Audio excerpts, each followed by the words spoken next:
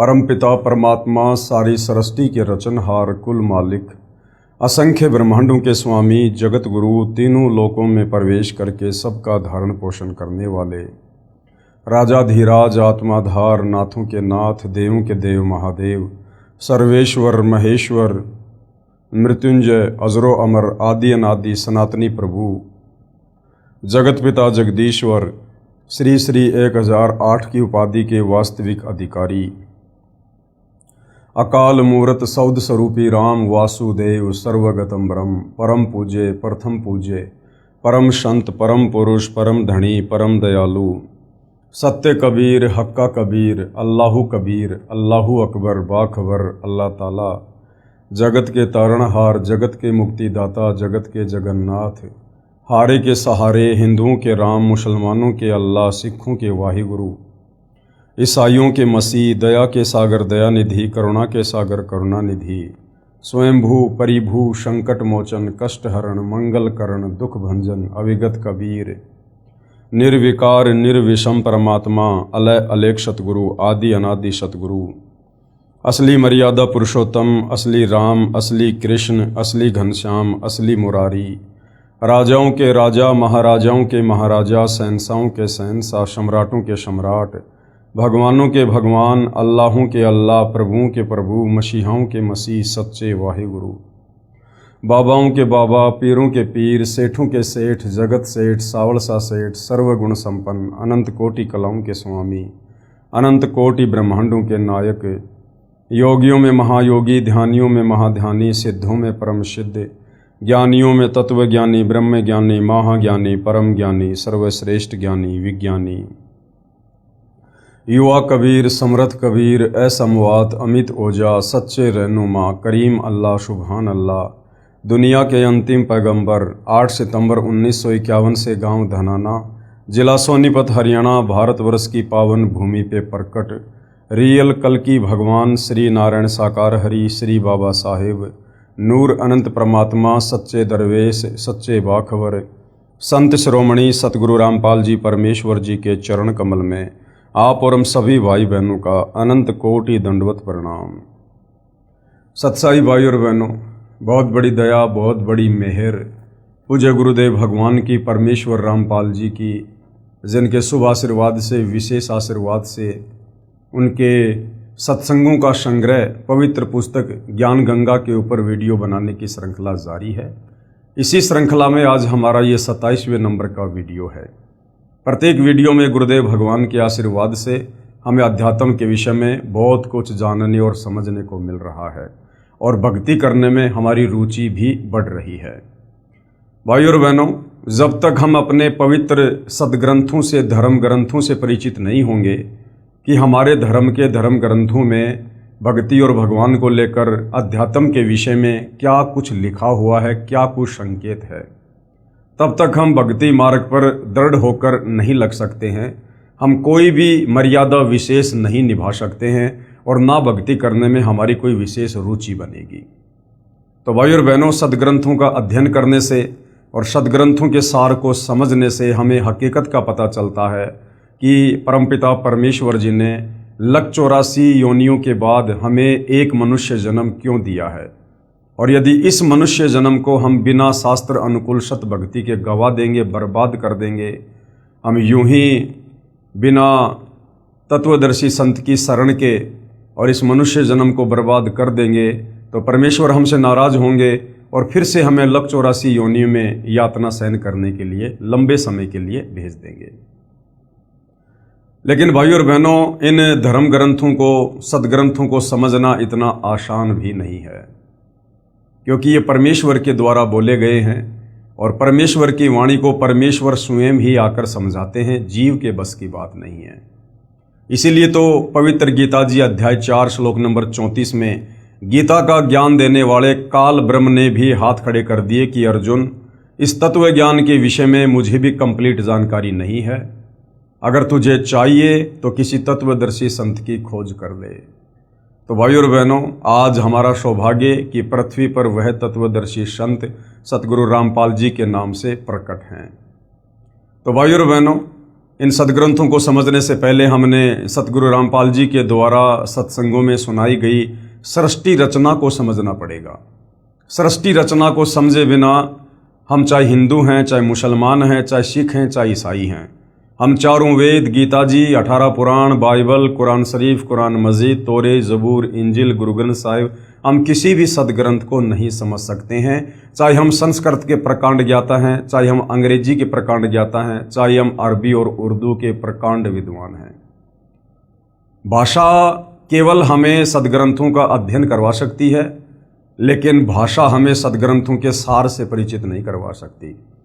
सदग्रंथों का सार यदि समझना है तो तत्वदर्शी संत के सत्संग सुनने ही पड़ेंगे, क्योंकि गीता जी ने फाइनल निर्देश दे दिया कि तत्वदर्शी संत के बिना इन सदग्रंथों को कोई नहीं समझा सकता। और यही कारण है भाइयों और बहनों, सतयुग बीत गया, त्रेता युग बीत गया, द्वापर बीत गया, कलयुग 5000 वर्ष बीत गया। आज तक हमारे जितने भी धर्मगुरु हैं ये केवल हमें सदग्रंथों का अध्ययन करवाते रहे, और जितना इनको समझ में आया उतना ये हमें बताते रहे, जो कि आधा अधूरा ज्ञान था। और हम सदियों से शास्त्र विरुद्ध साधना करने के चलते अब इस कलयुग में सारे पुण्य नष्ट करके और पाप कर्मों की गठरी बांध कर बैठे हैं, जिस कारण से हमारे ऊपर आए दिन नई नई आपत्तियां आ रही है। तो भाइयों और बहनों, यदि ये मनुष्य जन्म प्राप्त करके इस मनुष्य जन्म को भी सफल बनाना चाहते हैं और शरीर त्यागने के बाद पूर्ण मोक्ष प्राप्त करना चाहते हैं, तो भाइयों और बहनों, जगत गुरु तत्वदर्शी सतगुरु रामपाल जी की शरण के अलावा दूसरा धरती पर कोई विकल्प नहीं है। तो आप जी थोड़ा निष्पक्ष होकर धैर्य के साथ रुचि लेकर सतगुरु रामपाल जी के YouTube पर सत्संग सुनिए। उनके द्वारा लिखित पुस्तकों को आप जी गूगल से डाउनलोड करके पढ़ सकते हैं। बाकी दूसरा अध्यात्म को समझने का कोई विकल्प नहीं है। तो इस पवित्र पुस्तक ज्ञान गंगा के ऊपर जो 26 वीडियो बन चुके हैं, आप जियों से प्रार्थना करूंगा आप जी प्रत्येक वीडियो को शुरुआत से अवश्य देखिए। और आज हमारा 27वें नंबर का वीडियो है। आज के वीडियो में हम जानेंगे कि गीता का सार क्या है। पिछले वीडियो में हमने गीता जी के सार के विषय में काफ़ी कुछ जाना। सबसे पहले तो हमने ये जाना कि वास्तव में श्री मद् भगवत गीता जी का ज्ञान किसने दिया। हम आज से पहले केवल यही समझ रहे थे कि श्री कृष्ण जी ने ज्ञान दिया। भाई और बहनों, श्री कृष्ण जी का तो केवल शरीर प्रयोग किया गया था। असल में ये जो 21 ब्रह्मांड का नकली भगवान है, ब्रह्म है, ज्योति निरंजन है, इसने श्री कृष्ण जी के शरीर में प्रेतवत प्रवेश करके और गीता जी का ज्ञान बोला। क्यों बोला? जब आप सृष्टि रचना पढ़ोगे तो पता चलेगा कि इसको प्रतिदिन पूर्ण ब्रह्म परमेश्वर कबीर साहिब जी के द्वारा 1 लाख मानव शरीरधारी आत्माओं के सूक्ष्म शरीर से निकली गंध खाने का श्राप लगा हुआ है। तो इसने आप और हमें यहाँ पर मरवाना ही मरवाना है, वो चाहे युद्ध के माध्यम से हो, चाहे बीमारी के माध्यम से हो, चाहे प्राकृतिक आपदाओं के माध्यम से हो। इसलिए इसने अपने भोजन के लिए श्री कृष्ण जी के शरीर में प्रेत की तरह प्रवेश करके गीता जी का ज्ञान बोला। अर्जुन को अपना विराट काल रूप दिखाकर डराया और जबरदस्ती अर्जुन से युद्ध करवाया। तो गीता जी का ज्ञान इस काल ने बोला है। और गीता जी का ज्ञान देते समय ये जो काल ब्रह्म है, ये अध्याय 7 श्लोक नंबर 12 से 15 में 3 गुणों की भक्ति करने के लिए मना करता है कि जो व्यक्ति तीनों गुणों की भक्ति करते हैं वो राक्षस स्वभाव को धारण किए हुए मनुष्यों में नीच दूषित कर्म करने वाले मूर्ख लोग हैं। तो भाइयों और बहनों, ये 3 गुण क्या हैं जिनकी भक्ति करने के लिए ये काल मना कर रहा है? वैसे तो मोटा मोटा आप सबको पता है कि ये 3 गुण ब्रह्मा विष्णु महेश हैं, जो इस काल के ही पुत्र हैं।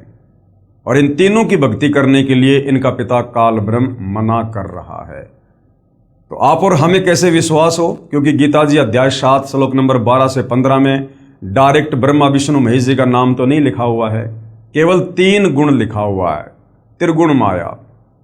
तो भाई और बहनों, हिंदू धर्म के और बहुत सारे सदग्रंथ हैं जिनसे आज हम समझेंगे कि वास्तव में 3 गुण क्या हैं। क्या ब्रह्मा विष्णु महेश ही 3 गुण हैं?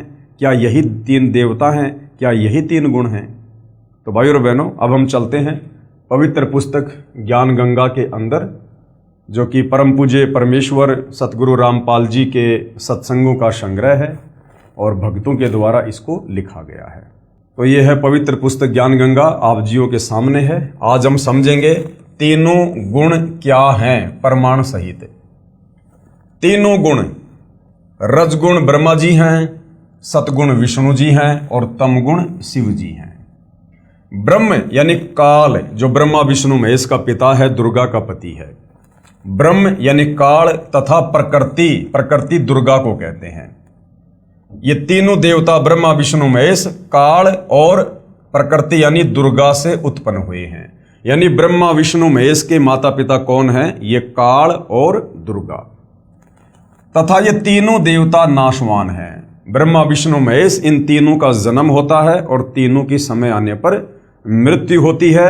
ये अजरो अमर देवता नहीं है, ये मृत्युंजय नहीं है, ये पूजा के योग्य नहीं है। अब इसका प्रमाण देखना पड़ेगा भाइयों और बहनों, वरना हम विश्वास नहीं कर पाएंगे।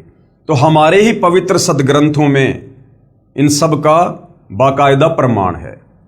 गीता प्रेस गोरखपुर से प्रकाशित श्री शिव महापुराण, जिसके संपादक हैं श्री हनुमान प्रसाद पोदार, इसके पेज नंबर 110 पर अध्याय 9 रुद्र संहिता। इस प्रकार क्या लिखा हुआ इसमें? इस प्रकार ब्रह्मा विष्णु तथा शिव तीनों देवताओं में गुण हैं, परंतु शिव कौन? ये काल ब्रह्म। देखो यहां पर तीन देवता आ गए, ब्रह्मा विष्णु शिव, एक शिव यहां आ गया और एक शिव और आ गया, परंतु शिव यानी काल ब्रह्म गुणातीत है। ये शिव कौन है? ये काल है। ये अपने तीनों पुत्रों का रूप धारण करके और ये अपना खेल खेलता है। ये अपने ओरिजिनल काल रूप में किसी को भी दर्शन नहीं देता है। ये आपने गीता जी में पढ़ लिया कि अर्जुन, मैंने तेरे ऊपर प्रसन्न होकर अपना ये विराट रूप दिखाया, काल रूप, अन्यथा किसी भी जप से तप से कोई भी मेरे इस रूप के दर्शन नहीं कर सकता। क्योंकि सृष्टि रचना में आपने पढ़ा कि इसको कबीर परमेश्वर की तरफ से एक श्राप लगा हुआ है, प्रतिदिन 1 लाख आत्माओं के आहार करने का। तो इसने ये प्रतिज्ञा कर रखी है कि मैं अपने ओरिजिनल काल रूप में किसी को दर्शन नहीं दूंगा, और अपने तीनों पुत्र ब्रह्मा विष्णु महेश के माध्यम से यहाँ पर आप और हमारी ये खेती करता है अपने भोजन के लिए। तो यहाँ पर ये कभी अपने पुत्र शिव के रूप में प्रकट हो जाता है, कभी ब्रह्मा के रूप में, कभी विष्णु के रूप में। इस प्रकार ब्रह्मा विष्णु तथा शिव तीनों देवताओं में गुण है, परंतु शिव ये चौथा, शिव यानी काल ब्रह्म, ये गुणातीत है, यानी ये इनसे अलग रहता है। दूसरा प्रमाण, अब हम चलते हैं दूसरे प्रमाण पर। दूसरा प्रमाण गीता प्रेस गोरखपुर से प्रकाशित श्री मद देवी भागवत पुराण, जिसके संपादक हैं श्री हनुमान प्रसाद पोदार, चिमन लाल गोस्वामी, तीसरा स्कंद अध्याय 5 पेज नंबर 123। अब यहां पर क्या लिखा हुआ है? भगवान विष्णु ने दुर्गा की स्तुति की, कहा कि मैं विष्णु ब्रह्मा तथा शंकर तुम्हारी कृपा से विद्यमान हैं। हमारा तो आविर्भाव यानी जन्म तथा तिरोभाव यानी मृत्यु होती है। विष्णु जी कह रहे हैं कि हे माता दुर्गा, हम तीनों देवता आप ही के आशीर्वाद से हैं और हम तीनों का तो जन्म और मृत्यु होती है। हम नित्य यानी अविनाशी नहीं हैं, तुम ही नित्य हो। क्योंकि ब्रह्मा विष्णु महेश को केवल इतना ही ज्ञान है, इनको भी तत्व ज्ञान नहीं है, कंप्लीट सृष्टि रचना का ज्ञान नहीं है, इसलिए ये दुर्गा से ऊपर और किसी को नहीं जानते, नहीं पहचानते। तुम ही नित्य हो यानी अविनाशी हो, जगत जननी हो यानी सारे संसार को रचने वाली तुम ही हो, प्रकृति और सनातनी देवी हो। भगवान शंकर ने कहा, उसके बाद में शंकर जी क्या कह रहे हैं दुर्गा जी को? यदि भगवान ब्रह्मा तथा भगवान विष्णु तुम्ही से उत्पन्न हुए हैं, तो उनके बाद उत्पन्न होने वाला मैं तमोगुणी लीला करने वाला शंकर क्या तुम्हारी संतान नहीं हुआ? अर्थात मुझे भी उत्पन्न करने वाली तुम ही हो। शंकर जी कह रहे हैं कि हे माता जी, जब ब्रह्मा जी आपसे उत्पन्न हुए, आपके पुत्र हैं, विष्णु जी आपसे उत्पन्न हुए, आपके पुत्र हैं, तो फिर मैं तमोगुणी लीला करने वाला शंकर क्या तुम्हारा पुत्र नहीं हुआ? अर्थात मैं भी तुम्हारा ही बेटा हूं, तुम ही से उत्पन्न हुआ हूं, अर्थात मुझे भी उत्पन्न करने वाली तुम ही हो। तो सिद्ध हो गया भाई और बहनों कि ब्रह्मा विष्णु महेश की मां कौन है? ये दुर्गा। इस संसार की सृष्टि, स्थिति तथा संहार में तुम्हारे गुण सदा समर्थ हैं। विष्णु जी कह रहे हैं कि माता, ब्रह्मा जी को जो रजोगुण की शक्ति मिली हुई है और मुझे जो शतोगुण की शक्ति प्राप्त है और शंकर जी को तमोगुण की शक्ति प्राप्त है, ये आप ही के आशीर्वाद से है। आपके आशीर्वाद के बिना हम कुछ भी नहीं कर सकते।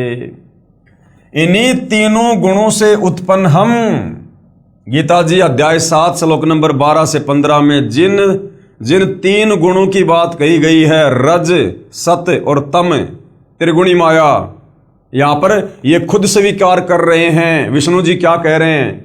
इन्हीं तीनों गुणों से उत्पन्न रजगुण, सतगुण, तमगुण से ब्रह्मा, विष्णु तथा शंकर नियमानुसार कार्य में तत्पर रहते हैं।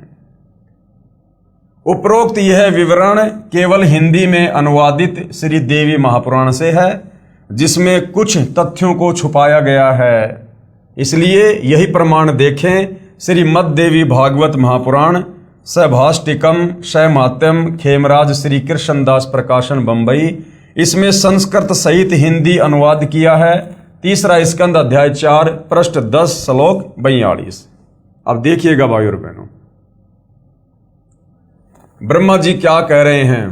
अहम महेश्वर फिलते प्रभावत्सरे वे जनी युतान यता तू नित्या के अन्य सुरा शतमख प्रमुखा च नित्या नित्या तमेव जननी प्रकृति पुराणा। अब क्या हिंदी अनुवाद है? विष्णु जी ने कहा, हे मात यानी हे मां दुर्गा, ब्रह्मा, मैं तथा शिव तुम्हारे ही प्रभाव से जन्मवान हैं, नित्य नहीं है। हम तीनों अविनाशी नहीं हैं, अर्थात हम अविनाशी नहीं हैं। फिर अन्य इंद्रादि दूसरे देवता किस प्रकार नित्य हो सकते हैं? कि माता जी, जब हम तीनों ब्रह्मा विष्णु महेश ही अविनाशी नहीं हैं, हमारा भी जन्म और मृत्यु होता है, तो फिर अन्य ये जो इंद्र हैं और अन्य देवी देवता हैं, फिर ये किस प्रकार अविनाशी हो सकते हैं? तुम ही अविनाशी हो। हम सर्व की जननी, हम सब की जननी, हम तीनों की, ब्रह्मा विष्णु महेश की माँ, अर्थात उत्पन्न करने वाली माता हो, प्रकृति तथा सनातनी देवी हो। प्रकृति दुर्गा को कहते हैं। उसके बाद पेज नंबर 11 से 12 अध्याय 5 श्लोक 8।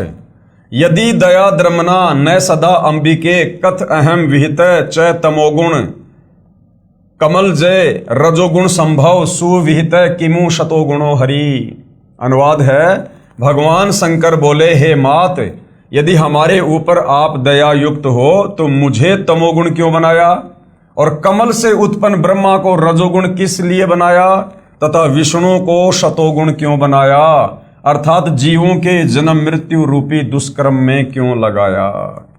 भाई और बहनों, हमने ये समझना है कि गीता अध्याय 7 श्लोक नंबर 12 से 15 में गीता का ज्ञान दाता ये काल ब्रह्म जिन तीन गुणों की भक्ति करने के लिए मना कर रहा है, वो तीन गुण क्या हैं? तो यहां पर क्लियर हो रहा है कि तीन गुण हैं, रजगुण ब्रह्मा, शतगुण विष्णु, तमगुण शंकर।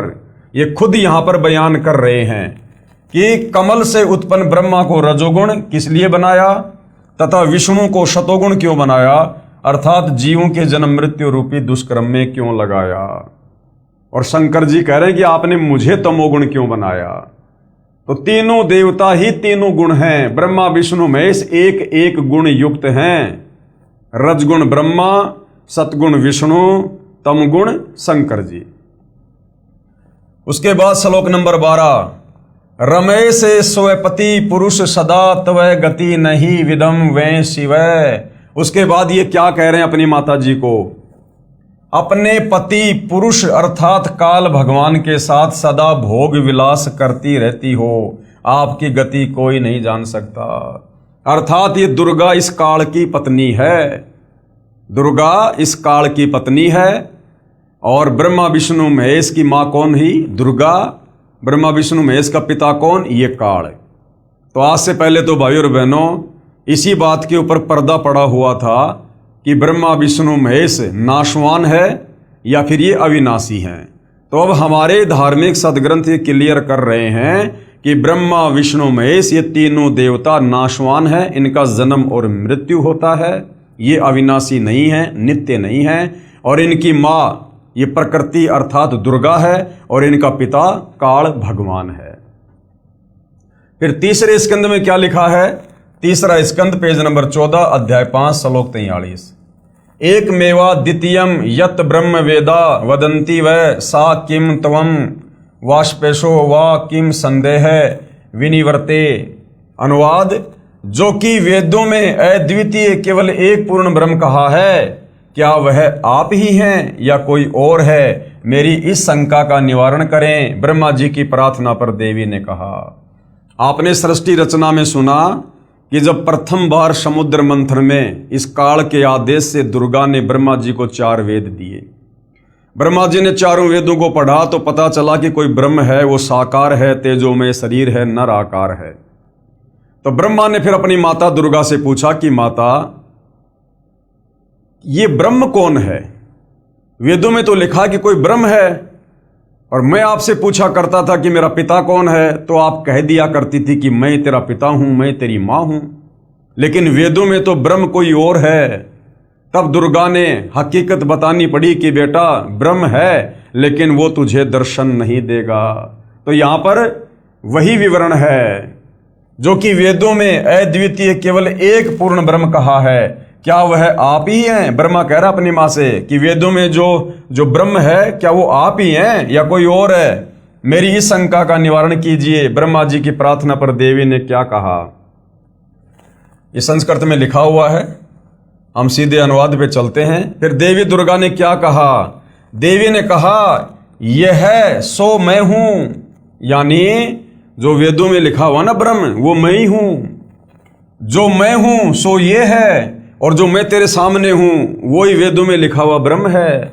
मति के विभ्रम होने से भेद भासता है। यानी तेरे को मति भ्रम हो गया। मति भ्रम यानी तेरी बुद्धि ढंग से काम नहीं कर रही ब्रह्मा, इसलिए तेरे को ये भ्रम हो रहा है कि ब्रह्म कोई और है। हम दोनों का जो सूक्ष्म अंतर है, अब यहां कह रही है हम दोनों का। अब यहां पर खुद ही अपने से ब्रह्म को अलग दर्शा रही है। ऊपर तो कह रही है कि ये है सो मैं हूं, जो मैं हूं सो ये है, और नीचे क्या कह रही है? हम दोनों का जो सूक्ष्म अंतर है, इसको जो जानता है वही मतिमान अर्थात तत्वदर्शी है। नीचे खुद ही साबित कर रही है कि हां मैं अलग हूं और ब्रह्म अलग है, और कह रही है कि हम दोनों का जो सूक्ष्म अंतर है, यानी मुझे दुर्गा को और ब्रह्म यानी काल को जो दो अलग अलग साबित कर देगा, समझना वही तत्वदर्शी संत है। तो भाइयों और बहनों, ये अद्भुत कार्य इन धार्मिक सदग्रंथों का निचोड़ निकालकर इस धरती पर वर्तमान में केवल सतगुरु रामपाल जी ने किया है। सतगुरु रामपाल जी के सत्संग करने से पहले इस पृथ्वी पर किसी को दुर्गा के पति का भी नाम नहीं पता था। सब दुर्गा को माता कहते थे, माता दुर्गा, माता दुर्गा माता। सिंदूर लगाती है, 16 श्रृंगार करती है, लेकिन आज तक हमारा कोई भी धर्मगुरु ये नहीं बता पाया कि दुर्गा का पति कौन है। अगर हम उसको मां कह रहे हैं तो उसका पति भी तो होगा। वो अपनी मांग में सिंदूर भर रही है, कुंवारी लड़की तो सिंदूर नहीं भरती। तो भाइयों और बहनों, ये सारा का सारा खजाना हमारे धर्म ग्रंथों में था, लेकिन तत्व ज्ञान के अभाव में ये हमारे नादान धर्मगुरु हमें निष्कर्ष निकाल कर नहीं दे पाए। तो ऊपर तो कह रही है, ब्रह्मा जी को झूठ बोल रही है कि यह है सो मैं हूं, जो मैं हूं सो यह है। मति के विभ्रम होने से भेद भासता है। हम दोनों का जो सूक्ष्म अंतर है, यानी मेरा और काल के बीच में जो रिश्ता है, इसको जो जानता है वही मतिमान अर्थात तत्वदर्शी है। वह संसार से पृथक होकर मुक्त होता है, इसमें संदेह नहीं है। जो इस रहस्य को जान लेता है कि ये दुर्गा कौन है और काल कौन है और इनका आपस में क्या संबंध है, कहते हैं वो भगत फिर यहां से अपनी मुक्ति करवा लेता है, क्योंकि वो तत्वदर्शी संत की शरण में है। तत्वदर्शी संत की शरण में आए बिना इस भेद को पृथ्वी पर कोई नहीं जान सकता। उसके बाद ये संस्कृत है, आप जी पढ़ सकते हैं इस पवित्र पुस्तक से। हम सीधा इसके अनुवाद पे चलते हैं। संकट उपस्थिति होने पर सुमरण से ही मैं तुमको दर्शन दूंगी। दुर्गा ने कहा कि बेटा ब्रह्मा, यदि कभी तेरे ऊपर कोई संकट आ जाए तो मेरा सुमरण कर लेना, मैं उपस्थित हो जाऊंगी, तेरी मदद करूंगी। परमात्मा सनातन देव की शक्ति रूप से मेरा सदा सुमरण करना, दोनों के सुमरण से अवश्य कार्य सिद्धि होगी। ब्रह्मा जी बोले, इस प्रकार संस्कार कर शक्ति देकर हमको विदा किया। विष्णु के निमित्त महालक्ष्मी, शिव के निमित्त महाकाली और हमको महासरस्वती देकर विदा किया। और दूसरी बार जब समुद्र मंथन होता है तो उसमें ये दुर्गा अपने ही 3 रूप बनाकर समुद्र में छुप जाती है। और उसके बाद में सावत्री रूप में तो ब्रह्मा जी से शादी कर लेती है, और लक्ष्मी रूप में विष्णु जी से, और पार्वती रूप में शंकर जी से।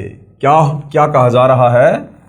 ब्रह्मा जी बोले, इस प्रकार संस्कार कर शक्ति देकर हमको विदा किया। विष्णु के निमित्त महालक्ष्मी और शिव के निमित्त यानी शिव के साथ महाकाली, और हमको यानी ब्रह्मा जी कह रहा कि मुझे महासरस्वती देकर विदा किया। इन तीनों की शादी कर दी गई समुद्र मंथन पर। अनुवाद, मेरा शरीर सूत्र रूप कहा जाता है, परमात्मा ब्रह्म का स्थूल शरीर कहता है। क्या कह रही है कि परमात्मा यानी ब्रह्म का स्थूल शरीर कहा जाता है। उस ब्रह्म का स्थूल शरीर है, वो निराकार नहीं है। कह रही है उसका स्थूल शरीर है। अब जिसका स्थूल शरीर है तो वो साकार हुआ। और हमारे धर्मगुरु कहा करते थे कि ब्रह्म निराकार है, ब्रह्म निराकार है।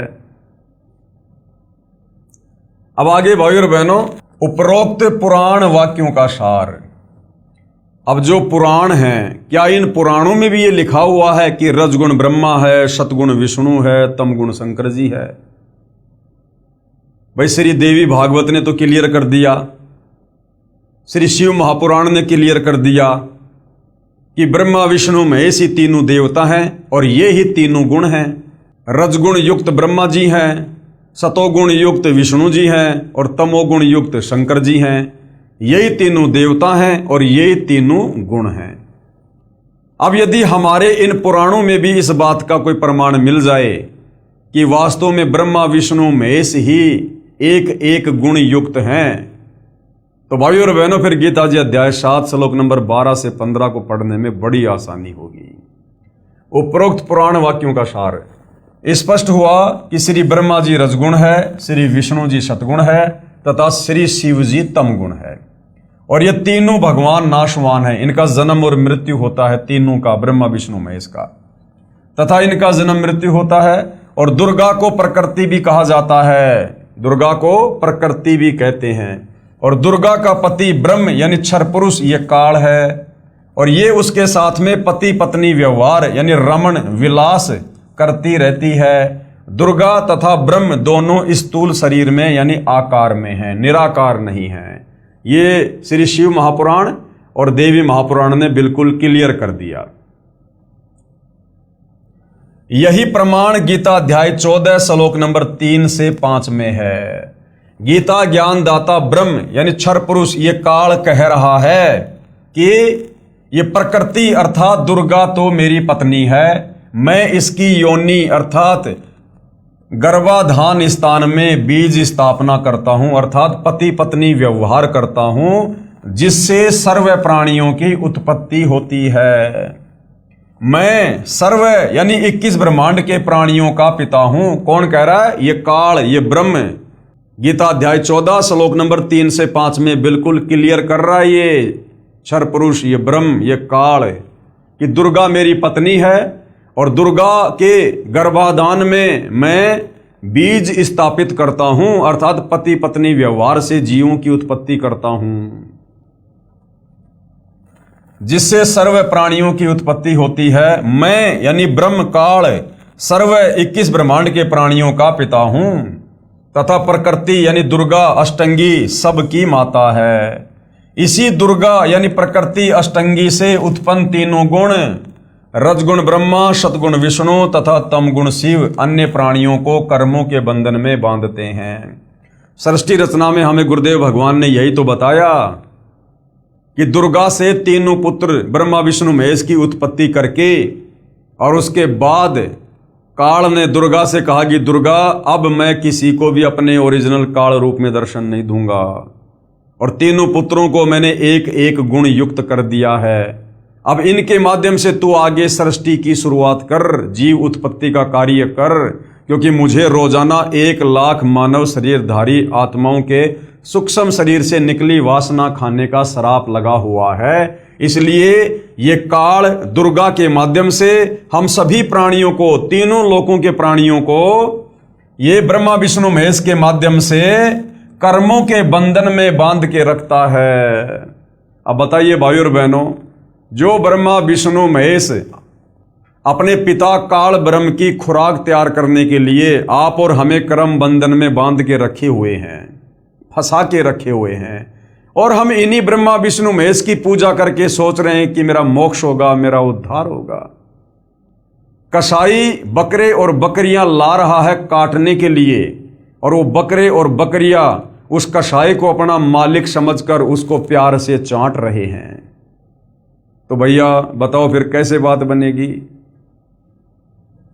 आगे देखिएगा, त्रिगुण माया यानी रजगुण ब्रह्मा जी, सतगुण विष्णु जी तथा तमगुण शिव जी, ये क्या है? ये त्रिगुण माया है। त्रिगुण माया जीव को मुक्त नहीं होने देते। ये ब्रह्मा विष्णु महेश, ये हम जीवों को काल के 21 ब्रह्मांड से मुक्त नहीं होने देते हैं, और मूर्ख जन समुदाय इन्हीं को परमात्मा मानकर पूजा में लगा हुआ है। इसलिए गीता 7 अध्याय 12 से 15 में इस काल ने इन तीनों देवताओं रजगुण ब्रह्मा, सतगुण विष्णु, तमगुण शंकर जी की भक्ति करने वालों को 4 गालियां दी हैं। त्रिगुण माया यानी 3 गुण, रजगुण सतगुण तमगुण। रजगुण कौन है? ब्रह्मा जी। सतगुण कौन है? विष्णु जी। और तमगुण कौन है? शंकर जी। जीव को मुक्त नहीं होने देते। पवित्र गीता जी के अध्याय 7 श्लोक नंबर 1 व 2 में ब्रह्म कह रहा है, ये काल कह रहा है कि अर्जुन, अब तुझे वह ज्ञान सुनाऊंगा जिसके जानने के बाद और कुछ जानना बाकी नहीं रह जाता। गीता अध्याय 7 श्लोक 12। गीता ज्ञानदाता ये ब्रह्म, ये काल कह रहा है कि तीनों गुणों से जो कुछ हो रहा है, अब समझ में आ गया होगा तीनों गुण कौन है? रजगुण ब्रह्मा, सतगुण विष्णु, तमगुण शंकर जी। तो गीता अध्याय 7 श्लोक नंबर 12 में ब्रह्मा विष्णु महेश का पिता ये काल खुद कह रहा है कि इन तीनों गुणों से, अर्थात इन तीनों देवताओं से, ब्रह्मा विष्णु महेश से जो कुछ हो रहा है वह मुझसे ही हुआ जान, क्योंकि सारा सब कुछ 21वें ब्रह्मांड में बैठकर ये काल ही इनमें प्रेरणा करके करवा रहा है अपने भोजन के लिए। जैसे रजगुण ब्रह्मा से उत्पत्ति करवाता है, सतगुण विष्णु से पालन पोषण स्थिति तथा तमगुण शिव से ये प्रलय अर्थात संहार कारण काल भगवान ही है। इन तीनों देवताओं के माध्यम से जो भी कुछ हो रहा है इसका मुख्य कारण कौन है? ये काल। फिर कहा है कि मैं इनमें नहीं हूं, क्योंकि काल बहुत दूर 21वें ब्रह्मांड में निज लोक में रहता है। इन तीनों को एक एक गुण से युक्त करके और एक ब्रह्मांड में 3 लोक, स्वर्ग, पृथ्वी और पाताल का जो है एक एक विभाग का मंत्री बना दिया, और ये खुद इनसे दूर 21वें ब्रह्मांड में रहता है। इसलिए क्या कह रहा है? फिर कहा है कि मैं यानी काल, मैं काल इनमें नहीं हूं, क्योंकि काल बहुत दूर 21वें ब्रह्मांड में निज लोक में रहता है, परंतु मन रूप में मौज काल ही मनाता है, तथा रिमोट से सर्व प्राणियों तथा ब्रह्मा जी, श्री विष्णु जी व श्री शिव जी को यंत्र की तरह चलाता है। गीता बोलने वाला ब्रह्म यानी काल कह रहा है कि मेरे 21 ब्रह्मांडों के प्राणियों के लिए मेरी पूजा से ही शास्त्र अनुकूल साधना प्रारंभ होती है, क्योंकि चारों वेदों में और गीता जी में इस काल ब्रह्म तक की साधना का ही जिक्र है। तो ये काल कह रहा कि इस 21 ब्रह्मांड में यदि वास्तव में कोई सत भक्ति है तो मुझ काल से शुरू होती है, मुझ काल से। और इस काल की भक्ति की लास्ट उपलब्धि क्या है? ब्रह्मलोक। और ब्रह्मलोक में जाने के बाद थोड़े बहुत सुख भोगने के बाद फिर ये प्राणी वहां पर अपने पुण्यों को नष्ट करके पाप आधार से फिर नरक में भी जाता है। लक 84 योनि में गधा कुत्ता शोर भी बनता है और फिर जन्म और मरण के चक्कर में रहता है। अर्थात 21 ब्रह्मांड में काल की ओम नाम की साधना से श्रेष्ठ भक्ति और कोई नहीं है। ये ब्रह्मा विष्णु महेश की भक्ति ये काल खुद रिजेक्ट कर रहा है। क्या कह रहा है? गीता बोलने वाला ब्रह्म कह रहा है कि मेरे 21 ब्रह्मांडों के प्राणियों के लिए मेरी पूजा से ही शास्त्र अनुकूल साधना शुरू होती है जो वेदों में वर्णित है। मेरे अंतर्गत जितने भी प्राणी हैं उनकी बुद्धि मेरे हाथ में है।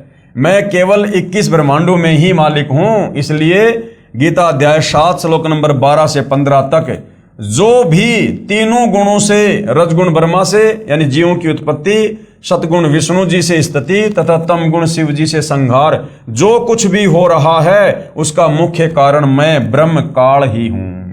यानी करते हुए ये ब्रह्मा विष्णु महेश दिखाई दे रहे हैं, लेकिन असल में ये मेरे रिमोट से ही चल रहे हैं। ये तीन गुण इनको मैंने ही दिए हैं। तो ये कह रहा है कि जो भी मुख्य कारण है वो मैं हूं, काल। और ये ऐसा क्यों करता है?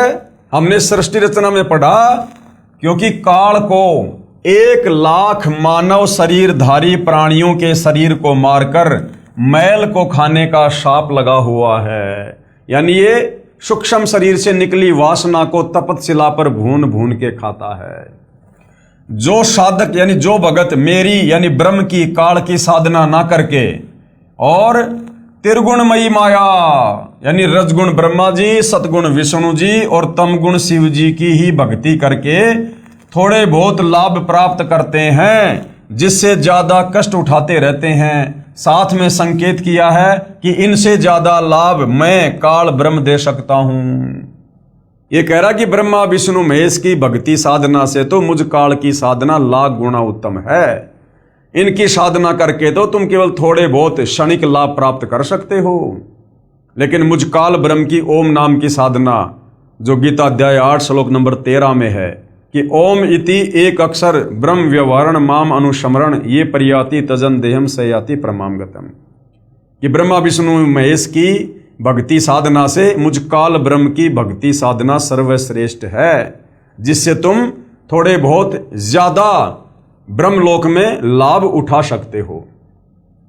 परंतु ये मूर्ख साधक, काल क्या कह रहा है? परंतु ये मूर्ख भगत तत्व ज्ञान के अभाव से इन्हीं तीनों गुण रजगुण ब्रह्मा जी, सतगुण विष्णु जी, तमगुण शिव जी तक की साधना करते रहते हैं। लेकिन ये मूर्ख जन समुदाय तत्व ज्ञान के अभाव में और इन्हीं तीनों देवताओं को भगवान मानकर इन्हीं की पूजा करते रहते हैं। इनकी बुद्धि इन्हीं तीनों भगवानों तक सीमित है। इसलिए ये राक्षस स्वभाव को धारण किए हुए मनुष्यों में नीच शास्त्र विरुद्ध साधना रूपी दुष्कर्म करने वाले मूर्ख मुझे यानी काल ब्रह्म को भी नहीं भजते। यही प्रमाण गीता अध्याय 16 श्लोक नंबर 4 से 20 व 23-24 तक अध्याय 17 श्लोक 2 से 14 तथा 19 व 20 में भी है। यानी ये ब्रह्मा विष्णु महेश का पिता काल ब्रह्म इन तीनों देवताओं ब्रह्मा विष्णु महेश की भक्ति ना करने की सलाह दे रहा है। विचार करें भाई और बहनों, ब्रह्मा विष्णु महेश की भक्ति करने वाले कौन कौन हुए हैं और कैसा उनका स्वभाव था। रावण ने भगवान शिव को मृत्युंजय अजरो अमर सर्वेश्वर मानकर भक्ति की, क्योंकि तत्व ज्ञान रावण को भी नहीं था।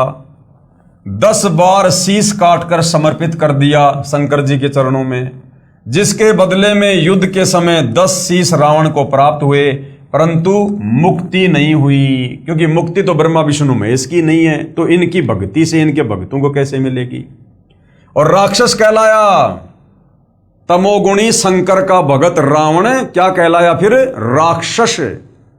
इसलिए गीता अध्याय 7 श्लोक नंबर 12 से 15 में काल कह रहा है कि जो इन्हीं तीनों गुणों की भक्ति पर लगे रहते हैं वो राक्षस स्वभाव को धारण किए हुए मनुष्यों में नीच दूषित कर्म करने वाले मूर्ख मुझ काल की भक्ति भी नहीं करते। ये दोष रावण के गुरुदेव का है, जिस नादान नीम हकीम गुरु ने वेदों को ठीक से ना समझकर अपनी सोच से और तमोगुण युक्त भगवान शंकर को ही पूर्ण परमात्मा बताया तथा भोली आत्मा रावण ने झूठे गुरुदेव पर विश्वास करके जीवन व अपने कुल का नाश किया। दूसरा उदाहरण, इन तीनों गुणों की भक्ति क्यों नहीं करनी चाहिए ब्रह्मा विष्णु महेश की। एक भस्मागिरी नाम का भगत था, जिसने शिवजी तमोगुण को ही इष्ट मानकर यानी भगवान मानकर शीर्षासन क्या होता है, ऊपर को पैर नीचे को शीश करके 12 साल तक साधना की। भगवान शिव को वचनबद्ध करके भस्म कंडा ले लिया, भगवान शिव जी को ही मारने लगा। उद्देश्य क्या था कि भस्म कंडा प्राप्त करके भगवान शिव जी को मारकर पार्वती जी को पत्नी बनाऊंगा। इसको कहते हैं राक्षस स्वभाव को धारण किए हुए मनुष्यों में नीच। ये भस्मागिरी तमोगुणी शंकर को अपना भगवान मानकर उसकी भक्ति कर रहा है, उसके घर के आगे 12 साल तक ऊपर को पैर नीचे को सिर करके भक्ति कर रहा है। और मन में क्या दोष था कि शंकर जी के पास में एक वो कड़ा था, उस कड़े की क्या विशेषता थी, वो कड़ा हाथ में लेकर जिसके सर के ऊपर रखकर कह दो भस्म, वो तुरंत राख हो जाता था। तो भस्मागिरी ने सोचा कि भगवान शंकर को प्रसन्न करके ये भस्म कंडा ले लूं, उसके बाद सबसे पहले शंकर जी को खत्म करूंगा और शंकर जी की जो पत्नी है पार्वती उससे शादी करूंगा। अब बताइए, इसको कहते हैं राक्षस स्वभाव धारण किया हुआ मनुष्यों में नीच। यानी ब्रह्मा विष्णु महेश की भक्ति करने वालों को सद्बुद्धि नहीं आ सकती। उद्देश्य यह था कि भस्म कंडा प्राप्त करके भगवान शिव जी को मारकर पार्वती जी को पत्नी बनाऊंगा। भगवान शिव जी डर के मारे भाग गए। फिर श्री विष्णु जी ने उस भस्मासुर को गंडस्त नाच नचाकर उसी भस्म कंडे से भस्म किया और वो विष्णु जी का रूप बनाकर उस समय भाई और बहनों कबीर परमात्मा जी स्वयं आए थे। वह शिवजी तमोगुण का साधक राक्षस कहलाया और आगे चलकर वो भस्मागिरी भस्मा राक्षस कहलाया। उसके बाद हिरण्यकशिपु ने भगवान ब्रह्मा जी रजोगुण की साधना की तथा राक्षस कहलाया, अपने बेटे भगत प्रहलाद का दुश्मन हो गया और भगवान ने नरसिंह रूप धारण करके उसकी छाती फाड़नी पड़ी अपने भगत की। अर्थात तीनों गुणों की भक्ति करने वाले साधकों की ये दशा है भाई और बहनों। तो सोचो, वर्तमान में हम जो भक्ति कर रहे थे या दुनिया तत्व ज्ञान के अभाव में ब्रह्मा विष्णु महेश को परमात्मा मानकर भक्ति कर रही है, तो उनके साथ क्या होगा। एक समय आज सन 2006 से लगभग 335 साल पहले हरिद्वार में हर की पैड़ियों पर शास्त्र विधि रहित साधना करने वालों के कुंभ पर्व की परबी का संयोग हुआ। यानी तीनों गुणों के उपासक ब्रह्मा विष्णु महेश के भगत हरिद्वार में हर की पैड़ियों पर कुंभ के मेले में गए नहाने के लिए। वहां पर सभी ये त्रिगुण उपासक यानी ब्रह्मा विष्णु महेश के उपासक, रजगुण ब्रह्मा सतगुण विष्णु तमगुण शंकर के भगत, ये महात्मा जन स्नानार्थ यानी नहाने के लिए पहुंचे। गिरी पुरी नाथ नागा आदि भगवान श्री शिव जी तमोगुण के उपासक तथा वैष्णव भगवान श्री विष्णु जी सतोगुण के उपासक प्रथम स्नान करने के कारण नागा तथा वैष्णव साधुओं में घोर युद्ध हो गया। श्री शंकर जी और श्री विष्णु जी के भक्तों में आपस में युद्ध हो गया कि पहले हम नहाएंगे प्रथम स्नान को लेकर। और क्या हुआ फिर, लगभग 25,000 त्रिगुण उपासक यानी ब्रह्मा विष्णु महेश के वो उपासक आपस में लड़ के मृत्यु को प्राप्त हुए, काट दिया एक दूसरे को। अब बताओ, जो व्यक्ति जरा सी बात पर नरसंहार कत्ले आम कर देता है, क्या वो साधु है? वो साधु है या फिर राक्षस? स्वयं विचार करो। इसलिए काल कह रहा है कि जो इन तीनों गुणों की भक्ति करता है वो राक्षस स्वभाव को धारण किया हुआ मनुष्य में नीच दूषित कर्म करने वाला मूर्ख है। आम व्यक्ति भी कहीं स्नान कर रहे हों और कोई व्यक्ति आकर कहे कि मुझे भी कुछ स्थान नहाने के लिए देने की कृपया करें, शिष्टाचार के नाते कहते हैं कि आओ आप भी स्नान कर लो। इधर उधर होकर आने वाले को स्थान दे देते हैं। और ये ब्रह्मा विष्णु महेश के भगत कहलाने वाले, इनको तो आम सांसारिक लोगों से ज़्यादा सदाचारी और शिष्टाचारी होना चाहिए। लेकिन एक छोटी सी बात को लेकर, सबसे पहले नहाने की बात को लेकर ब्रह्मा विष्णु महेश के भक्तों में आपस में इतना भयंकर झगड़ा हुआ। 25,000 ये साधु संत महात्मा आपस में कट कट के मर गए लड़ाई झगड़ा करके। तो ये प्रतिफल है ब्रह्मा विष्णु महेश की भक्ति का।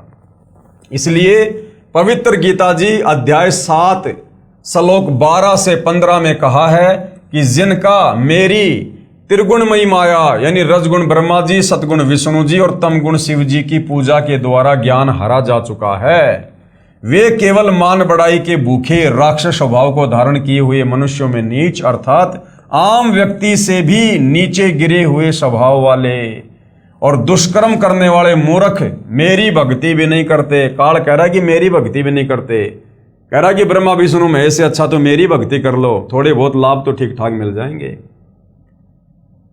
गीता जी अध्याय 7 श्लोक नंबर 16 से 18 तक पवित्र गीता जी के बोलने वाला ब्रह्म प्रभु कह रहा है कि मेरी भक्ति यानी ब्रह्म साधना भी 4 प्रकार के भगत करते हैं। कौन? एक तो अर्थार्थी। अर्थार्थी कौन होता है? जो धन लाभ चाहने वाले हैं, जो वेदों के अनुसार भक्ति करते हैं। मकसद क्या होता है? धन प्राप्ति। जो वेद मंत्रों से ही जंत्र मंत्र हवन आदि करते रहते हैं। दूसरा है आरत। आरत कौन होता है? जो संकट निवारण के लिए वेदों के मंत्रों का जंत्र मंत्र हवन आदि करते रहते हैं। तीसरा है जिज्ञासु भगत। जिज्ञासु कौन होता है? जो परमात्मा के ज्ञान को जानने की इच्छा रखने वाले, केवल ज्ञान संग्रह करके फिर खुद ही गुरु बन जाते हैं, वक्ता बन जाते हैं तथा दूसरों में ज्ञान श्रेष्ठता के आधार पर उत्तम बनकर, ज्ञानवान बनकर अभिमानवश भक्तिहीन हो जाते हैं। और चौथा है ज्ञानी। ज्ञानी कौन? वे भगत जिनको ये ज्ञान हो गया कि मानव शरीर बार बार नहीं मिलता, इससे भगवान की साधना नहीं बन पाई तो जीवन व्यर्थ हो जाएगा। फिर वेदों को पढ़ा, जिनसे ज्ञान हुआ कि ब्रह्मा विष्णु शिव तीनों गुणों व ब्रह्म क्षर पुरुष तथा परब्रह्म अक्षर पुरुष से ऊपर पूर्ण ब्रह्म की ही भक्ति करनी चाहिए, अन्य देवताओं की नहीं। उन ज्ञानी अच्छी आत्माओं को मैं अच्छा लगता हूं तथा मुझे वे इसलिए अच्छे लगते हैं कि वे तीनों गुणों रजगुण ब्रह्मा, सतगुण विष्णु तथा तमगुण शिव जी से ऊपर उठकर मेरी ब्रह्म साधना तो करने लगे, कम से कम ओम नाम का जाप तो करने लगे वेदों से निकाल कर, जो अन्य देवताओं से अच्छी है। परंतु वेदों में जो ओम नाम है, जो केवल इस ब्रह्म साधना का मंत्र है, इस काल का ही मंत्र है, उसी को वेद पढ़ने वाले विद्वानों ने अपने आप ही विचार विमर्श करके पूर्ण ब्रह्म का मंत्र जानकर वर्षों तक साधना करते रहे। प्रभु प्राप्ति हुई नहीं, अन्य सिद्धियां प्राप्त हो गई। ओम मंत्र से और तप करने से सिद्धियां आ जाती हैं, क्योंकि पवित्र गीता अध्याय 4 श्लोक 34 तथा पवित्र यजुर्वेद अध्याय 40 मंत्र 10 में वर्णित तत्वदर्शी संत नहीं मिला। भाई तत्वदर्शी संत बताएगा कंप्लीट भक्ति विधि, इस काल की भी वास्तविक भक्ति विधि क्या है, अक्षर पुरुष की भक्ति विधि क्या है और परम अक्षर ब्रह्म कबीर देव का वास्तविक मंत्र क्या है। तो इन ज्ञानी आत्माओं को तत्वदर्शी संत मिला नहीं, जो पूर्ण ब्रह्म की साधना 3 मंत्र से बताता है। इसलिए ज्ञानी भी इस ब्रह्म काल की भक्ति करके जन्म मृत्यु के चक्कर में ही रह गए। इसलिए गीता अध्याय 7 श्लोक नंबर 18 में कह रहा है कि मेरी साधना भी, मेरी भक्ति भी अनुतमाम अर्थात घटिया है, अश्रेष्ठ है। अब कौन था इस काल की भक्ति करने वाले? अब भाइयों और बहनों, इस काल ब्रह्म की ओम नाम की साधना करने वाले कौन कौन साधक हुए हैं और क्या उनको उपलब्धि हुई? एक ज्ञानी अच्छी आत्मा महर्षि चुनक जी ने वेदों को पढ़ा तथा एक पूर्ण प्रभु की भक्ति का मंत्र ओम जानकर इसी नाम के जाप से वर्षों तक साधना की। एक मानधाता चक्रवर्ती राजा था। चक्रवर्ती राजा उसे कहते हैं जिसका पूरी पृथ्वी पर शासन हो। उसने अपने अंतर्गत राजाओं को युद्ध के लिए ललकारा, एक घोड़े के गले में चिट्ठी बांधकर सारे राज्य में घुमाया, शर्त ये थी कि जिसने राजा मानधाता की गुलामी अर्थात अधीनता स्वीकार ना हो उसे युद्ध करना पड़ेगा। वह इस घोड़े को पकड़कर बांध ले। किसी ने घोड़ा नहीं पकड़ा। महर्षि चुणक जो इस बात का पता चला कि राजा बहुत अभिमानी हो गया है, कहा कि मैं इस राजा के युद्ध को स्वीकार करता हूं। और युद्ध शुरू हो गया। मानधाता राजा के पास 72 करोड़ सेना थी। उसके 4 भाग करके एक भाग 18 करोड़ सेना से महर्षि चुणक पर आक्रमण कर दिया। दूसरी ओर महर्षि चुणक जी ने अपनी साधना की कमाई से यानी ओम नाम की कमाई से 4 बम बना लिए तथा राजा की 4 भाग सेना का विनाश कर दिया। यानी 72 करोड़ सेना को चुणक ऋषि ने समाप्त कर दिया। अब बताओ भाई और बहनों, इस काल की साधना से जीव को सद्बुद्धि नहीं आ सकती। अब महर्षि चुणक जी घर से निकले थे परमात्मा प्राप्ति के लिए, भक्ति साधना करने के लिए, और वो अपना कार्य कर रहे थे। उधर से राजा मानधाता ने अपना घोड़ा छोड़ दिया। अब महर्षि चुणक को चाहिए था कि भाई राजा लोग अपना काम करेंगे और मैं भगत हूं, मैं अपना काम करूंगा। बीच में टांग नहीं अड़ानी चाहिए थी, लेकिन बीच में ये टांग जबरदस्ती इस काल ने चुणक ऋषि में प्रेरणा करके अड़वा दी। क्योंकि जब तक हम तत्वदर्शी संत की शरण में नहीं होंगे तब तक हम इस काल के अधीन रहते हैं। हमारी बुद्धि का रिमोट चाहे ब्रह्मा विष्णु महेश है, चाहे कोई बहुत बड़ा कोई सिद्ध है, चाहे महात्मा है, उन सब की बुद्धि का रिमोट इस काल बलि के हाथ में होता है। जब चाहे जिसकी बुद्धि ऑन कर दे, जब चाहे जिसकी बुद्धि ऑफ कर दे। और जब हम तत्वदर्शी संत की शरण में आ जाते हैं उसके बाद ये काल हमारे से 100 कदम दूर रहता है। फिर ऐसी दुर्भावना, ऐसा अहंकार, ऐसी मान बढ़ाई भगत के ऊपर नहीं छाती है। विशेष श्री ब्रह्मा जी, श्री विष्णु जी, श्री शिव जी तथा ब्रह्म व परब्रह्म की भक्ति से पाप तथा पुण्य दोनों का फल भोगना पड़ेगा। पुण्य तो स्वर्ग में तथा पाप नरक में। फिर 84 लाख प्राणियों के शरीर में नाना यातनाएं भोगनी पड़ती हैं। जैसे ज्ञानी आत्मा श्री चुणक जी ने जो ओम नाम के जाप की कमाई की, उससे कुछ तो सिद्धि शक्ति यानी 4 वो पुतलियां बनाकर, एटम बम बनाकर वो समाप्त कर दी सेना को मार के, जिससे महर्षि कहलाया। कुछ साधना फल को यानी थोड़ी बहुत साधना उसकी बची ओम नाम की, तो महास्वर्ग में भोग कर फिर नरक में जाएगा तथा फिर 84 लाख प्राणियों के शरीर धारण करके कष्ट पर कष्ट सहन करेगा। जो 72 करोड़ प्राणियों यानी सैनिकों का संहार वचन से किया था उसका भोग भी भोगना होगा। अब वो चुणक ऋषि फिर क्या बनेगा? कुत्ता। उसके सर में कीड़े पड़ेंगे। वो कीड़े कौन होंगे? वो 72 करोड़ सेना। तो काल तक की साधना का ये फल है, उसका भोग भी भोगना होगा। चाहे कोई हथियार से हत्या कर दे, चाहे वचन रूपी तलवार से, दोनों को समान दंड भगवान देता है। जब उस महर्षि चुणक जी का जीव 184 योनि भोगते भोगते जब वो कुत्ते के शरीर में होगा, उसके सिर में जख्म होगा, उसमें कीड़े बनकर उन सैनिकों के जीव अपना प्रतिशोध लेंगे। कभी टांग टूटेगी, कभी पिछले पैरों से अर्धंग होकर केवल अगले पैरों से घिसड़ कर चलेगा तथा गर्मी सर्दी का कष्ट, असहनीय पीड़ा नाना प्रकार से भोगनी ही पड़ेगी। अब भाई और बहनों, इस प्रकार का कष्ट इस काल तक की साधना में यहाँ पर 21 ब्रह्मांड में बना ही रहेगा, जब तक हमें तत्वदर्शी संत और उनके द्वारा शास्त्र अनुकूल भक्ति साधना नहीं मिलेगी। इसलिए पवित्र गीता जी बोलने वाला ब्रह्म यानी काल, गीता अध्याय 7 श्लोक नंबर 18 में स्वयं कह रहा है कि ये सब ज्ञानी आत्माएं हैं, ये है तो अच्छी, उदार, नेक, परंतु पूर्ण परमात्मा की 3 मंत्र की वास्तविक साधना बताने वाला तत्वदर्शी संत ना मिलने के कारण ये सब मेरी ही अनुतमाम यानी अति अश्रेष्ठ गति की आस में ही आश्रित रहे। यानी ये भगत हैं तो बेचारे बहुत अच्छे, जो घर से निकले थे परमात्मा प्राप्ति के लिए और इन्होंने वेदों को पढ़ा। अब वेदों में भाई और बहनों जानकारी तो है परमात्मा की, लेकिन भक्ति का मंत्र है इस काल का। तो इन नादानों ने सोचा कि ये ओम नाम का मंत्र पूर्ण परमात्मा का ही है। इन्होंने जी जान लगा दी लेकिन ये तो काल का मंत्र है। अंत में काल के लोक में पहुंच गए।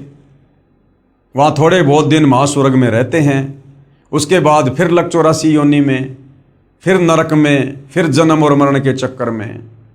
तो इस प्रकार से काल की साधना भी घटिया है, अनुतमाम है। ये खुद गीता अध्याय 7 श्लोक नंबर 18 में स्वयं ही कह रहा है।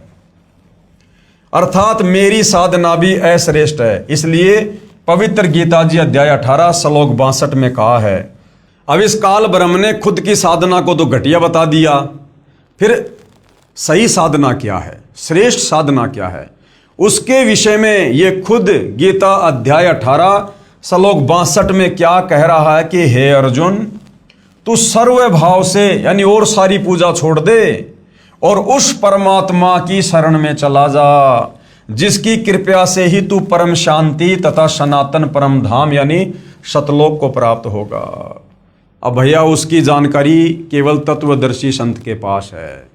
तो वर्तमान में पूर्ण ब्रह्म परमात्मा कबीर साहिब की वो 3 मंत्र वाली कंप्लीट साधना वर्तमान में सतगुरु रामपाल जी परमेश्वर जी के पास है, जिसके विषय में गीता अध्याय 17 श्लोक नंबर 23 में कहा है, ओम तत् सत इति निर्देश ब्रह्मण त्रिविध समर्थ। पवित्र गीता जी को श्री कृष्ण जी के शरीर में प्रेतवत प्रवेश करके ब्रह्म अर्थात काल ने बोला। फिर कई वर्षों बाद पवित्र गीता जी तथा पवित्र चारों वेदों को महर्षि वेद व्यास जी के शरीर में भूत की तरह प्रवेश करके स्वयं ये ब्रह्म क्षर पुरुष द्वारा लिपि पद भी स्वयं ही किए हैं। इनमें परमात्मा कैसा है, कैसे उसकी भक्ति करनी है तथा क्या उपलब्धि होगी, ज्ञान तो पूर्ण वर्णन है, परंतु पूजा की विधि यानी जो मंत्र हैं वो केवल इस ब्रह्म क्षर पुरुष काल तक के हैं, अर्थात ज्योति निरंजन काल तक की ही है। पूर्ण ब्रह्म की भक्ति के लिए पवित्र गीता जी अध्याय 4 श्लोक 34 में पवित्र गीता बोलने वाला ये ब्रह्म ये काल स्वयं कह रहा है कि पूर्ण परमात्मा की भक्ति व प्राप्ति के लिए किसी तत्वदर्शी संत को ढूंढ ले। तो भाई और बहनों, आज आप और हमारा परम सौभाग्य है, परम सौभाग्य कि आज वो तत्वदर्शी संत धरती पर प्रकट है और उस तत्वदर्शी संत की भूमिका खुद कबीर परमेश्वर ही निभाता है।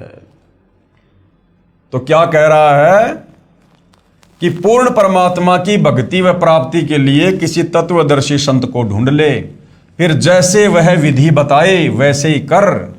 पवित्र गीता जी को बोलने वाला प्रभु यानी काल कह रहा है कि पूर्ण परमात्मा का पूर्ण ज्ञान व भक्ति विधि मैं नहीं जानता। अपनी साधना के बारे में गीता अध्याय 8 के श्लोक 13 में कहा है कि मेरी भक्ति का तो केवल एक ओम अक्षर है, जिसका उच्चारण करके यानी ओम ओम करके अंतिम श्वास तक जाप करने से मेरी वाली परम गति को प्राप्त होगा। कहाँ? ब्रह्मलोक में जाएगा।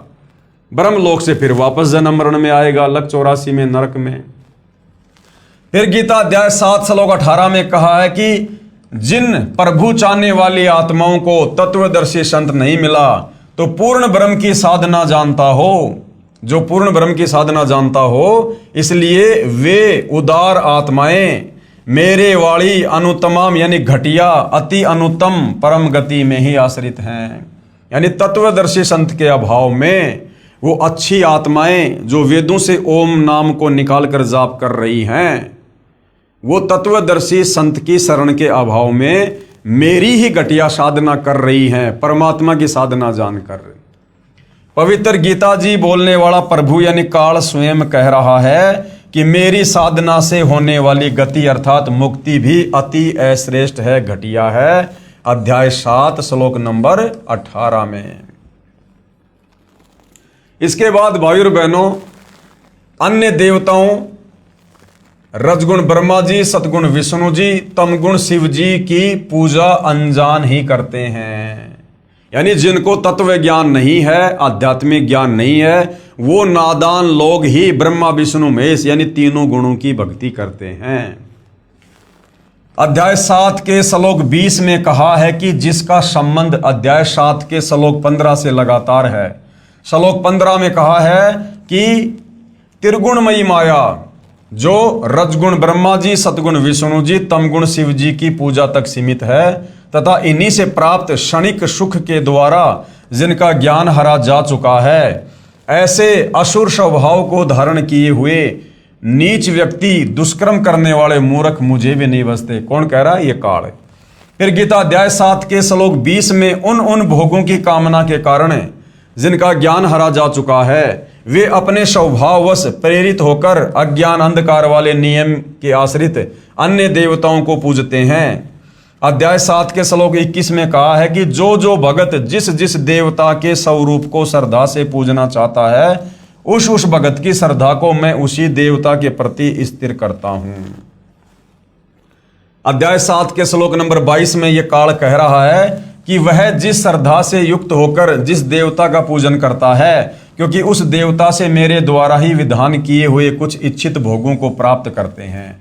जैसे मुख्यमंत्री कहे कि नीचे के अधिकारी मेरे ही नौकर हैं, मैंने उनको कुछ अधिकार दे रखे हैं जो उनके यानी अधिकारियों के ही आश्रित है, वह लाभ भी मेरे द्वारा ही दिया जाता है, परंतु पूर्ण लाभ वो अधिकारी नहीं दे सकते।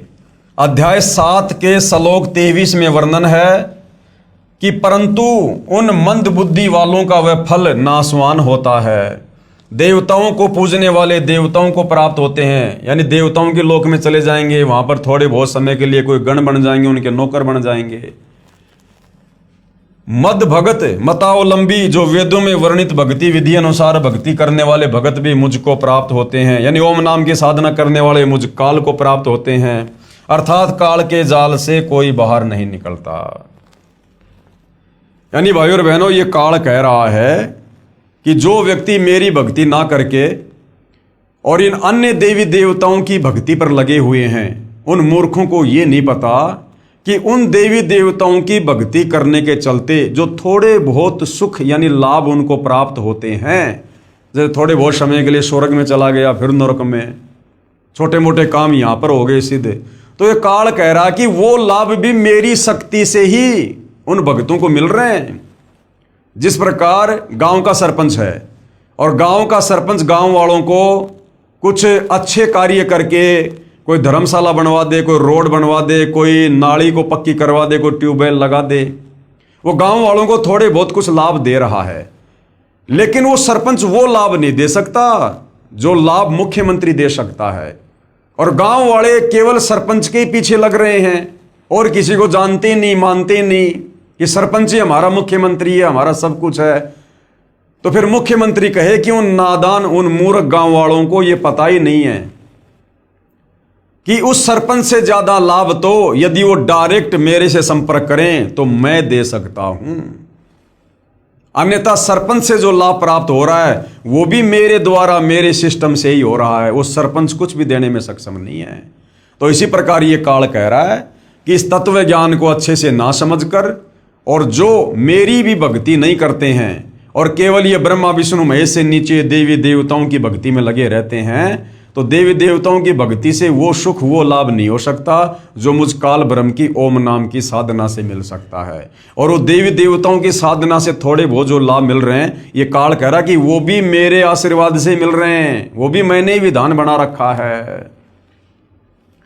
कहने का मतलब है अगर किसी को 21 ब्रह्मांड में ही रहना है, इस काल के लोक में ही रहना है, और यदि गधा कुत्ता सुअर भी बनना है, नरक में भी जाना है, जन्म मरण के चक्कर में भी रहना है और रहना 21 ब्रह्मांड में ही है, तो काल कह रहा कि नादानो फिर क्यों ना मेरी ओम नाम की साधना करो। बार बार तो नरक में नहीं जाओगे, बार बार तो तपस्या पे नहीं जाओगे, काफी लंबे समय तक मेरी ओम नाम की साधना से मैं तुम्हें ब्रह्मलोक में रखूंगा, मां स्वर्ग में रखूंगा, लेकिन अंत में जाना फिर पड़ेगा तुम्हारे को जन्म मरण में, लक 84 में, नरक में। विशेष अध्याय 7 के श्लोक 20 से 23 में कहा है कि वे जो भी साधना किसी भी पितर की, भूत की, देवी देवताओं आदि की पूजा स्वभाववश करते हैं, जैसे हम श्राद्ध निकालते हैं तो श्राद्ध निकालना ये भूतों की पूजा है। मैं ब्रह्म काल ही उन मंद बुद्धि लोगों भक्तों को उसी देवता के प्रति आसक्त करता हूं।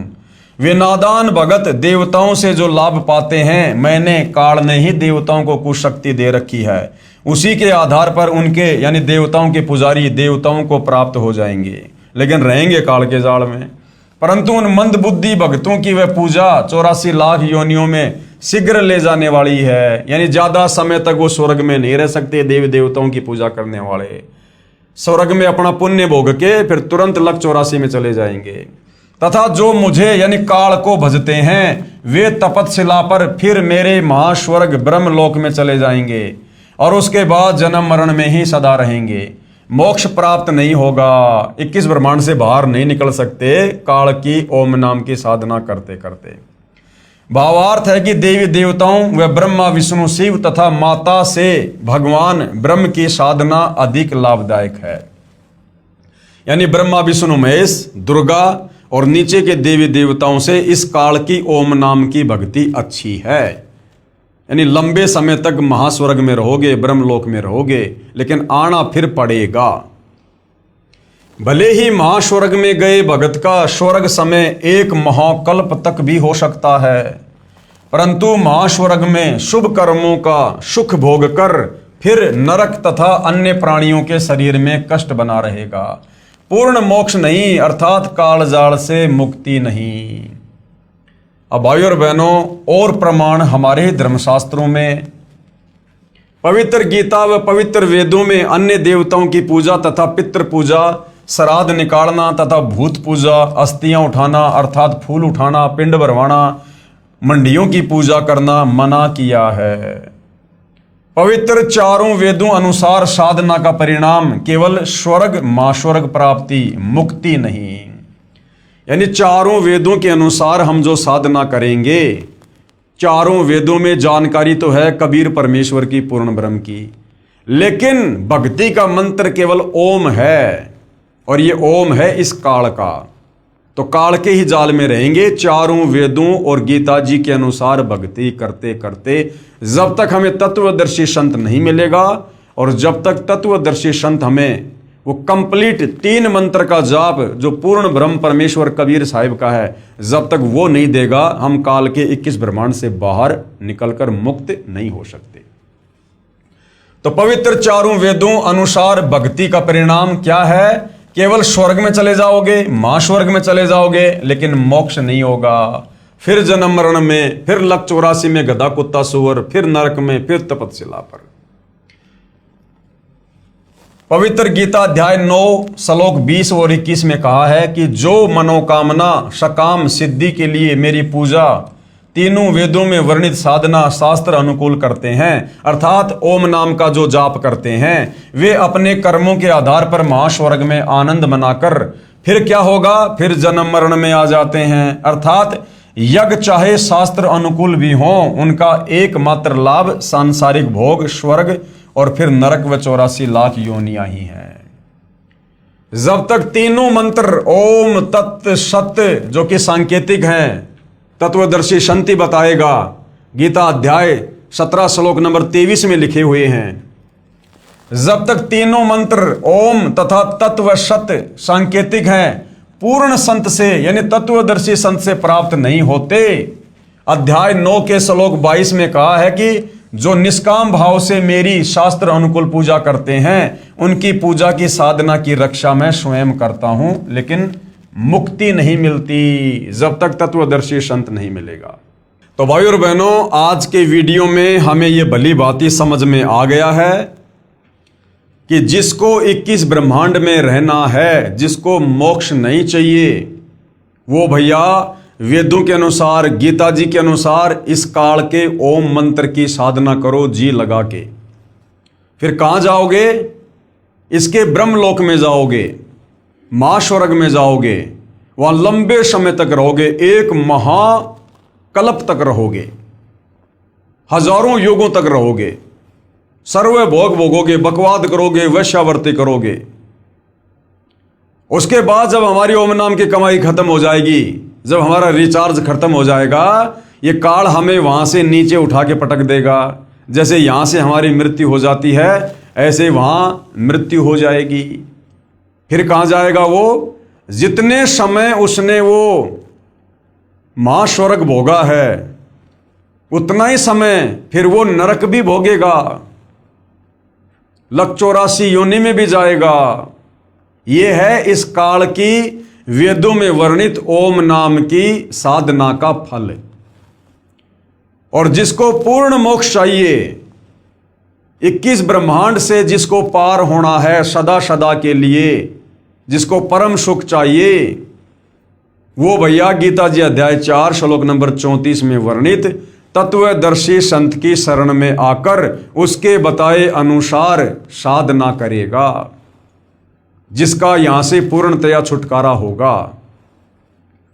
और ये काल कह रहा है कि मेरे जो 3 बेटे हैं ब्रह्मा विष्णु महेश, जिनको त्रिगुणी मयी माया का नाम दिया गया है, जो एक एक गुण युक्त हैं, रजगुण ब्रह्मा, सतगुण विष्णु, तमगुण शंकर। तो ये काल जो इनका पिता है ब्रह्म, ये खुद गीता अध्याय 7 श्लोक 12 से 15 में कह रहा है कि जो इन तीनों गुणों की भक्ति करते हैं ब्रह्मा विष्णु महेश की, वो राक्षस स्वभाव को धारण किए हुए, यानी राक्षस जैसा उनका स्वभाव होता है, कुछ भी उल्टा सीधा कर सकते हैं, कोई नियम मर्यादा नहीं है। मनुष्यों में नीच दूषित कर्म करने वाले, शराब वो पीते, मांस वो खाते, जुआ वो खेलते, चोरी वो करते, गंदी नजर वो रखते, और मूर्ख इसलिए कहा कि उनको तत्व ज्ञान नहीं है। तत्व ज्ञान के बिना ये लोग ब्रह्मा विष्णु महेश की भक्ति कर रहे हैं। तो ब्रह्मा विष्णु महेश की भक्ति करने वालों को पवित्र गीता जी अध्याय 7 श्लोक 12 से 15 में ब्रह्मा विष्णु महेश का पिता खुद 4 गालियां दे रहा है, 4 गालियां। तो भाई और बहनों, ये पवित्र शास्त्र सब कुछ समझा रहे हैं, इनमें सब कुछ लिखा हुआ है। बस तत्व ज्ञान के अभाव में हमारे नादान धर्म गुरु, जो केवल संस्कृत भाषा के ज्ञाता थे, लेकिन तत्व ज्ञान के अभाव से इन धर्मशास्त्रों का निष्कर्ष निकालकर हमें नहीं बता पाए, और हमें शास्त्र अनुकूल साधना से दूर रखा, जिस कारण से हमारे पूर्वज आज वो प्रेत योनि में हैं, भूत योनि में हैं, और आज उनकी तृप्ति के लिए आप और हमारे से श्राद्ध निकलवाए जा रहे हैं, उनके लिए भोजन बनवाया जा रहा है। अरे भैया, यदि वो स्वर्ग में बैठे, उनकी मुक्ति हो गई, तो क्या स्वर्ग में भोजन नहीं है क्या भोजन भी यहां से भेजना पड़ेगा? और साल में 16 दिन श्राद्ध निकाल के क्या उनकी 365 दिन की भूख समाप्त हो जाएगी क्या? ये भी हमारे को मूर्ख बना रखा है। तो जिस प्रकार इन नादान धर्म गुरुओं ने तत्व ज्ञान के अभाव में हमारे पूर्वजों को शास्त्र विरुद्ध साधना करवा के और प्रेत योनि में भेज दिया, भूत योनि में भेज दिया, आज आप और हमारे से भी शास्त्र विरुद्ध साधना के तहत उन हमारे पूर्वजों के श्राद्ध निकलवा कर, जो कि वेद विरुद्ध है, हमें भी प्रेत योनि, भूत योनि में भेजने की तैयारी कर रहे हैं। तो भाई, ये वर्तमान के शिक्षित भगत समाज के ऊपर है कि आप जी ने इस काल बलि के अंडर में रहकर, इस काल बलि के अधीन जो शक्तियां हैं, आपने उन्हीं की साधना करनी है और इस काल बलि के जाल में फंसे रहना है, या फिर आपने गीता अध्याय 4 श्लोक 34 के अनुसार तत्वदर्शी संत सतगुरु रामपाल जी की शरण में आकर उनके बताए अनुसार भक्ति करके सदा सदा के लिए, यानी युगों युगों से हम जो यहाँ पर तपतशिला का कष्ट, नरक का कष्ट, महानरक का कष्ट, 184 योनियों का कष्ट, जन्म मरण और बुढ़ापे का कष्ट भोग रहे हैं, क्या हम इससे बाहर निकलना चाहते हैं?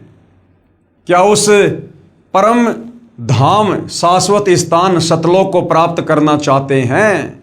क्या सदा सदा के लिए अजरो अमर अविनाशी होना चाहते हैं? सर्व सुख भोगना चाहते हैं?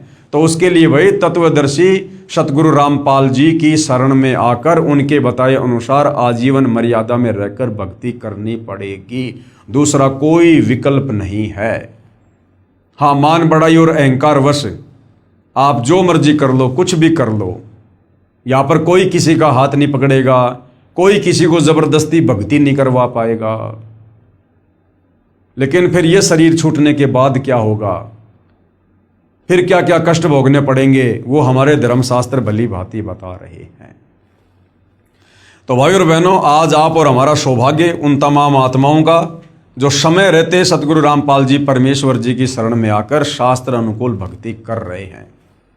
और भाई और बहनों, हमारे द्वारा ये थूक बिलोना, अर्थात ये वीडियो बना बना के समझाना केवल इसलिए है कि आप हमारे भाई बहन हो।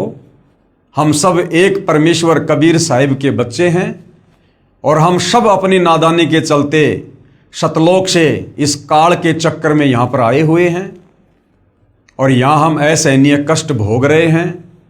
ये मनुष्य जन्म प्राप्त करके थोड़े बहुत हमें पूर्व जन्म की भक्ति के आधार से सुख हो जाते हैं।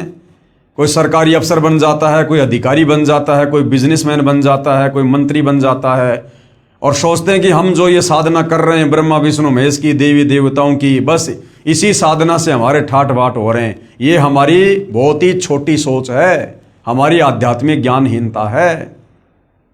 ये काल हमें मनुष्य जन्म देकर मूर्ख बना देता है, थोड़े बहुत सुख देकर। ये ना भूलो, इस मनुष्य जन्म से पहले हम गधे थे, कुत्ते थे, सुअर थे, गोबर खा रहे थे, लेटरिन खा रहे थे। हमें कोई गाड़ियों में नहीं घुमाता था, हमें कोई सुबह सुबह चाय बिस्कुट दूध नाश्ता फल फ्रूट नहीं देता था, कोई हमें पहनने को कपड़े नहीं देता था, नहाने को पानी नहीं मिलता था। ऊपर से असहनीय कष्ट, गर्मी सर्दी बरसात ओले आंधी भूख प्यास सब कुछ सहन करनी पड़ रही थी। तो भाई और बहनों, ये जानकारी देने के लिए कबीर परमात्मा स्वयं सतलोक से चलकर तत्वदर्शी संत की भूमिका करके हमें सृष्टि रचना समझाते हैं कि जो गलती हम नादानों ने सतलोक में की थी हमें वो गलती याद दिलाते हैं। और जो तत्वदर्शी संत की बातों पर यकीन कर लेता है, शास्त्रों से सर्व प्रमाण देखकर वो अपना जीवन फिर से सफल कर लेता है। इसलिए भाई और बहनों, आप जियों तक ये जानकारी पहुंचाई जा रही है। तो आज के वीडियो में केवल इतना ही। कल परमेश्वर के आशीर्वाद से फिर सेवा में हाजिर होंगे। यदि ज्ञान समझ में आ रहा है तो अविलंब सतगुरु रामपाल जी से नाम दीक्षा प्राप्त करें और मुक्ति के मार्ग में आगे बढ़ें। तो भाई और बहनों, आज की वीडियो में केवल इतना ही। पूज्य गुरुदेव भगवान हम सबको आशीर्वाद दें, सद्बुद्धि दें, हमारा मार्गदर्शन करें, हमें आज्ञा दें। बंदी छोड़ सतगुरु रामपाल जी परमेश्वर जी की जय हो।